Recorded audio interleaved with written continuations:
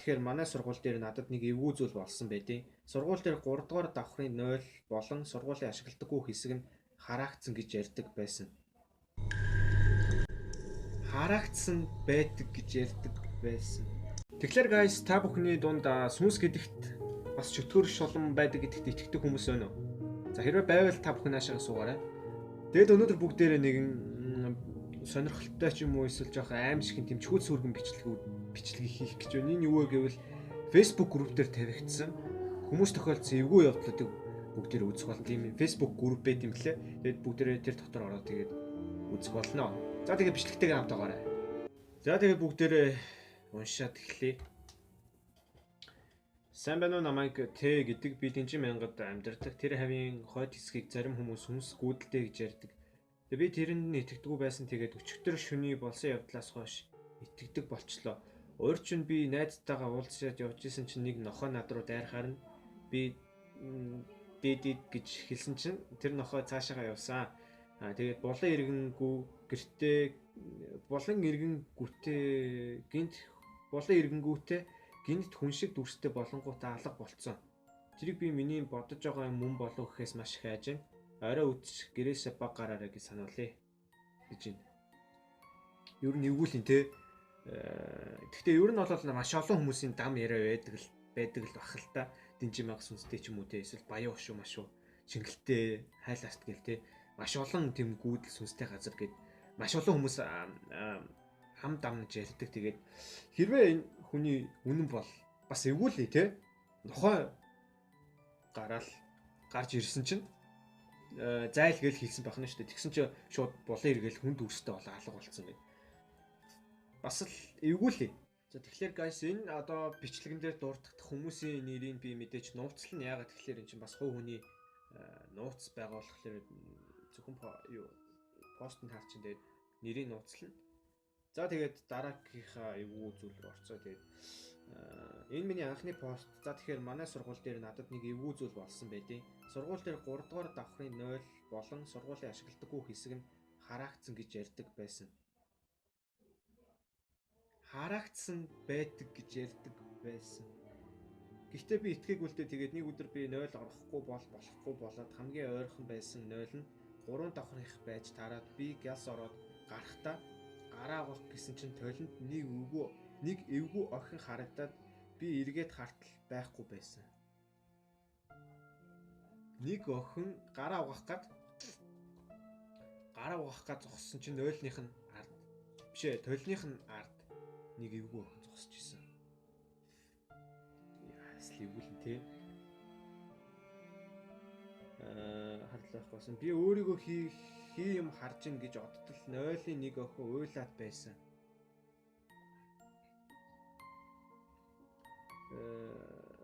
Байхгүйсэн. Би өөрийгөө хий юм харж ийн гэж бодтол 0-ийн нэг охин уйлаад байсан. Би гайхаад 0-ийн өрөөнөөс гараад хичээлдээ суусан. Хичээл тарсны дараа найзтай 0-д юу болсныг хэлтэл манай найз шоконд орсон. Ямар эвгүй бэ те. Шоконд орсон байсан. Би яасан гэхэд 3 давхрын 0-ийн өрөөнд нэг сүнс байдгийг чи мэдээгүй юм уу гэж надаас асуусан.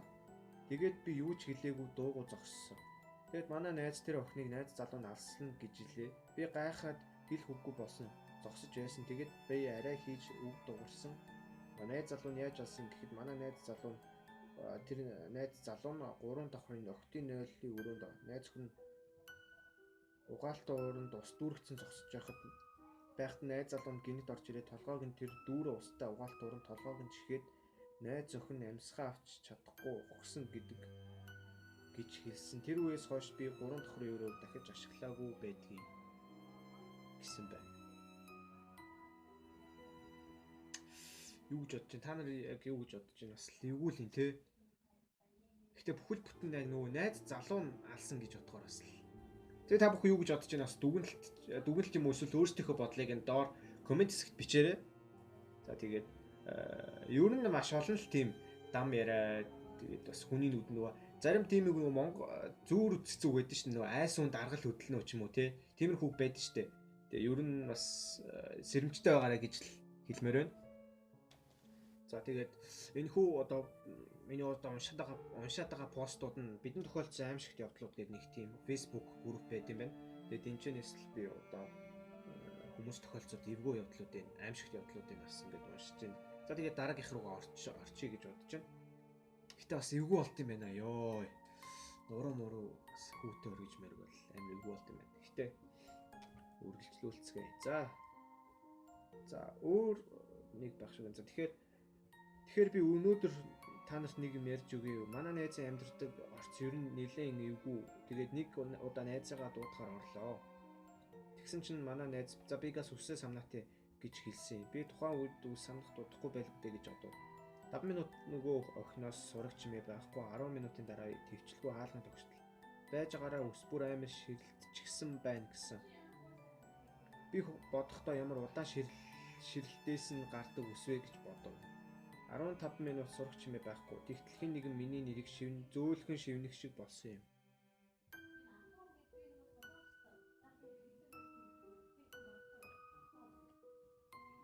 Би яагаад зөөлөн тэгтэл хэн нэгэн миний нэг зөөлөн шивнэх болсон юм. Би яагаад энд надаас өөр хүн байгаа юм уу гэж бодов. Тэгтэл бүр нэг хүн миний даашинсны хормоноос татдаг юм да. Тэгээ би орцноос гүгээд л гарсан. What? Тэгээ намайг гарснаас 1 юм уу 2 минутын 3 минутын дараа манай найз гарч ирснээр орцонд хүлээгэж явах тааччдаг юм бэ гэв. Би тэнд хэн нэгэн миний хормоноос татсан гэж хэлсэн. Тэгтэл манай найз манай тэр хурш айл байгаа штэ. Тэнд нэг ах амиа хорлсон гэсэн. Тэгээд манай тэр хав жоохон гүйдэлтэй байхгүй юу гэж хэлсэн. Би айгаад дахиж тэр охинтой найзлаагүй юм да. Бас л дээ. Зүгээр ингээл та нар бодолтой ингээл зүгээр найзыгаа тэ дуудах гал ингээл хаалхад өгсөн байх нь штэ. За тэгсэн чи найз нь за одоохоо мэн ч юм уу те найз нь гарлаа 2-3 минутын дараа гарлаа гэдгсэн. Тэгэл зүгээр зогсож исэн чинь нэг хүн та нарын одоо хөлнөөс ч юм уу те ингээд өмсцэн байгаа хувцснаас чинь татвал яах вэ? Та бүхэн мэдээж айх нь бол тодорхойлох те. Тэгээд энэ хамгийн гол нөгөө нэг бас баримт тал дээр энэ зөвхөн нөгөө хүний ярьж байгаа зүйл учраас бас зарим зүйлд бол итгэх жоохон бэрх зарим талаар жоохон итгээд үзэх юм бол бас ямар нэг юм зүйл байдаг бол бас эвгүүл юм те. Би өөр тохиолдсон нэгэн хачирхалтай ч юм уу аимшигын ч юм уу зүйлээ та нарт хуваалцахаар шийдлээ. Тэр өдөр нэг өдөр байсан бас 100 байсан болохоор аав ээж ажилдаа явж би дүүгээ харж үлдсэн. Гэрээ цэвэрлж хоолунд хийж дүүгээ харсаар байтал өдөр өнгөрч 20 цаг болсон байна. Одоо 8 цаг болсон байна. Аав ээж ажилласаа 8:30 гэж ирдэг. Шөнө болсон тул би хөшгөө хааж гэрлээ асаав. Дүүгээ унтуулчгаа зурагт үзэж байсан. Тэгтэл хэн нэгэн манай том өрөөний цонхыг тогшив. За, цонхыг тогшсон байх нь штэ. Би мэл гайхан хэн 10 давхрын цонхыг тогшдог байна. What 10 давхраа? 10 давхрын цонхыг тогшдог байна гэж бодов. Ямар ч тач хөшгөө нээж харуул хинч бай алга. Бас тэр чимээ байхгүй болсон. Би балкон руугаа гарч дээш доош харуул хинч алгаа. Тэгээ балконоо хааж хөшгөө таттал дахиад л тогшив. Би жоохоо айж гал тогооноос хамгийн эртээ хутгаа бариад өшиг рүү ойртов. Бас зориг вэ шүү. Тэ? Хин тэгэл нөгөө нэг цонхын ингэ байн одоо 2 удаа баг тогшчод татчихаа. Одоо тий хутга бариад очих юм бэ. Бас юу л байна. Зоригтой л байна. Тэгээ тогших чимээ сонсогдоо. Хутга бариад хөшиг рүү ойртов. Хөшгөө нээтэл хин чалах. Бас тэр тогших чимээ сонсогдохоо болов. Тэгээд хутга барьсан чигээрээ хөшигний завсраар нууцаар харж байхад хинч байхгүй хэрнээ тэр тогшил дуугарч эхэлсэн. Магадгүй тагтаач байж болох юм тий. Яалт дуугарч эхэлсэн. Тэр тогшилд манай дээд доод айлын чимээ биш яалтчгүй манад цонхных. Яг энэ үед хаалга тогшсон. Тэгтэл тэр чимээ дуугархаа болсон. Би ч дурангаараа харахад аав ээж хоёр байсан. Йоо.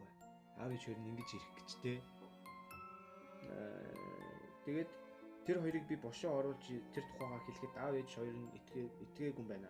Итгээгүй юм байна. За тэгээд 10 шөнийн 10 болж манай хонтох болон миний нөр хөрөхгүй хэсэг хөрөөж ирсэн онтоо шөнө удаж хахад манай дүүгийн өрөөнд нэг эмэгтэй хүний ээжээ гэж уйлах чимээ сонсогдов.